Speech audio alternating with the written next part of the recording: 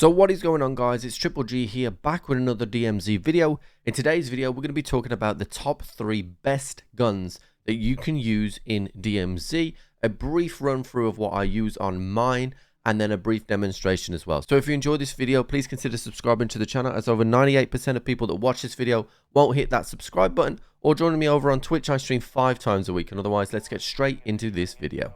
So the first gun we're going to talk about is the SPX 80. Now, this is a sniper rifle, so if you are a solo player, this is where this gun will come in for you.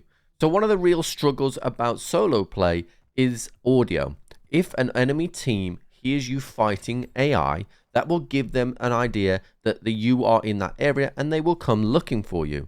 As well as that, if you are challenging armored enemies as well as a bunch of swarming enemies, the time it takes to kill with an assault rifle or an SMG or other rifles will leave you plate short. You will take damage eventually, and then you will eventually start to run out of plates. The advantage the SPX has is that it will one-shot headshot and one-shot chest shot most enemies. Armored enemies, if you hit them in the face, they will also get one-tapped, or at the very least 2-tapped once you've knocked their helmet off. And you can do this from the far. So if you rock up to an enemy compound or an area where you know there are enemies, you can shoot them from far a distance away without putting yourself at risk. And sometimes these enemies won't even pay attention to the fact that you're killing them, and you can just chain through headshots, amassing a bunch of XP for you then to grind up those levels, level up the sniper rifle, and then get out an exfil. For PvP, the SPX is very, very good as well. The build that I have is tuned for ADS speed, so you can get ADS quickly and get those shots away. It will one-shot headshot anybody with 2 plates and below, and will do serious damage to anybody with 3 plates, but due to the design changes in this particular Warzone, it will not one-shot headshot with 3 plates because it just cannot do that. If you're worried about close quarter combat, as soon as you've killed a few enemies, you can go and pick up their secondary weapon, so you have something to deal with close quarter as well as for running through strongholds. Overall, this is the class that I go to the most when playing solo. Now, the next gun we're going to talk about is the RPK. Now, it is the worst secret in Warzone that the RPK is an absolute daddy when it comes to playing the Battle Royale version, but it's absolutely phenomenal in DMZ as well.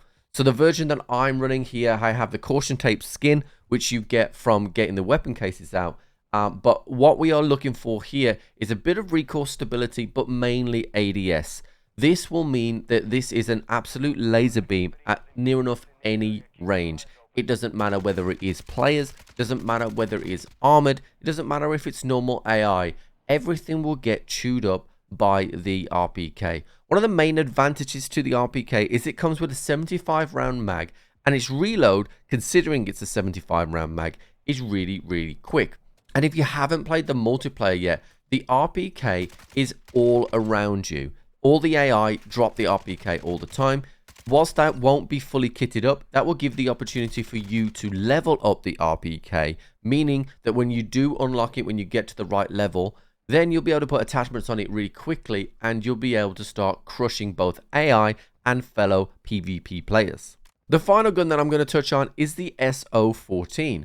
Now, the SO14 has kind of gone underneath the radar.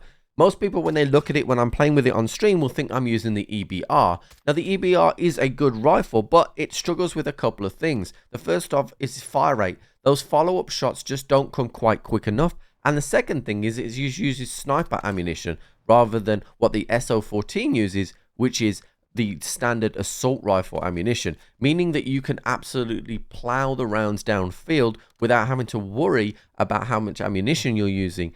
And with the added benefit of the increased fire rate versus the EBR, the SO14 is an absolute monster. Very, very good indeed. It feels like the old DMR in Warzone 1. Now, when it comes to players and AI, the SO14 will crush anything. I do recommend you picking up something fully auto, but one of the other advantages the SO14 has is that it can actually go into full auto mode itself.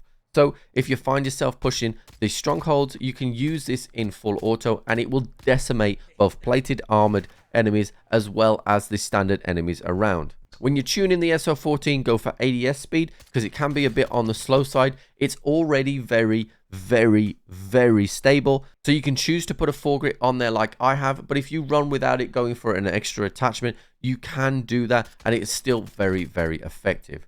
Guys, that's it for today's video. If you have enjoyed this video, please consider subscribing to the channel or join us over on Twitch. We stream 5 times a week, and otherwise, I'll catch you on the flip.